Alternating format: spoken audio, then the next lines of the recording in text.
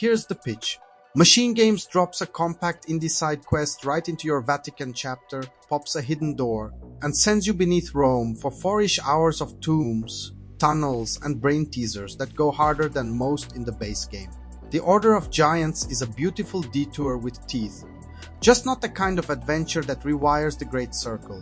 Think director's cut sequence they couldn't fit, not a new temple altogether. The structure telegraphs that intent.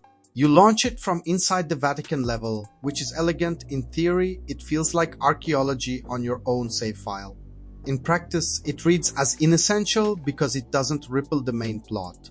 If you're playing fresh, it slots in smoothly and probably feels natural. If you're returning months later, it's a lovingly crafted postcard from Act 1.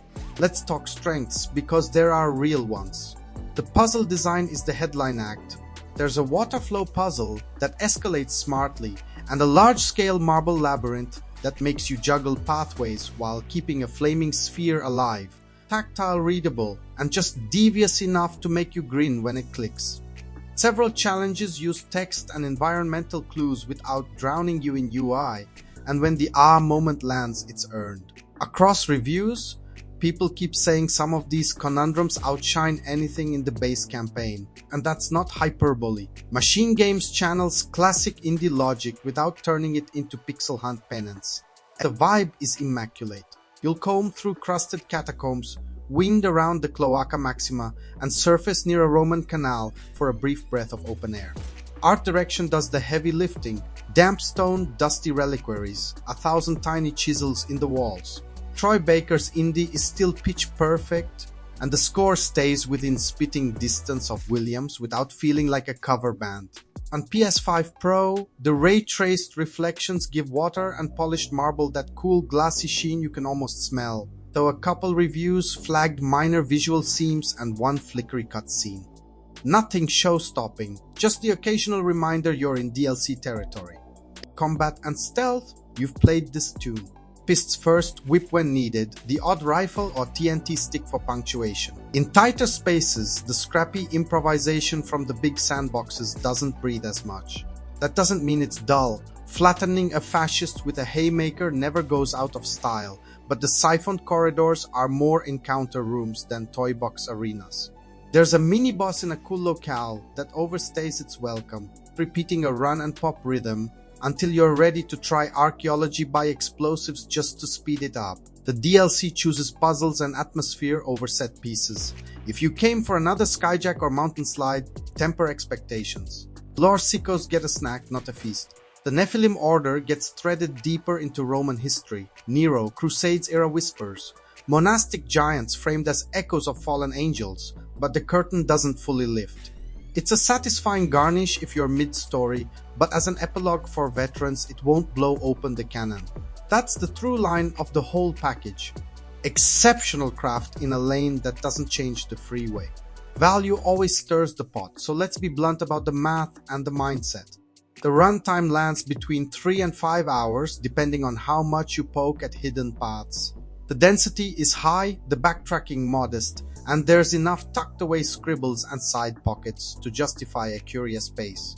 If your joy is puzzle-forward exploration and luxuriating in spaces, this is an afternoon well spent. If you measure DLC by new mechanics or headline set pieces, you'll see a price tag strapped to more of the same, but narrower. Here's where critics converge and collide.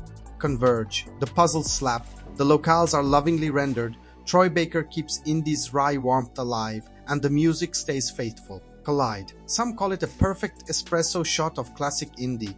Others miss the sprawling freedom and make your own planned stealth flow from Sukhothai or Giza. One camp appreciates stitching it into the Vatican as a clever diegetic unlock. Another argues that very choice makes it feel like content cut for later sale, even if it wasn't. Veteran games take after sifting footage and write-ups. This is a puzzle box expansion wearing a fedora. It succeeds where it aims, tactile problems, evocative ruins, the joy of being clever in a place that rewards you for looking twice. It sidesteps spectacle on purpose, which means it won't convert the unconvinced or reframe the base game's strengths. And baking it into Act 1 is a double-edged artifact, seamless for newcomers, psychologically optional for returnees. Quick spoiler in 3, 2, 1. Your co-pilot is a young priest with a chatty parrot and a thread that leads from papal curios to a secretive order beneath Rome. Expect cultists in red, black shirts to deck, and a finale that favors location over mechanics. And spoiler, hat back on. Platforms and performance notes so you don't have to dig. Developed by Machine Games, published by Bethesda Softworks, available on PS5 and Xbox Series XS. Performance is strong, with a couple minor visual hiccups reported, nothing fatal. No major combat or stealth systems added. This is content, not a toolkit patch. Payoff insight before we pass the hat. The Great Circle's best trick is making you feel like a smart intruder in magnificent spaces. The Order of Giants bottles that feeling in a smaller room and shines a brighter light on the puzzle table. If that's the part you loved, this lands. If you were in it for sandblasted vistas and choose your angle infiltration, it's a handsome half measure. If this kind of no BS deep dive is your thing, hitch a ride with Veteran Game and hit subscribe.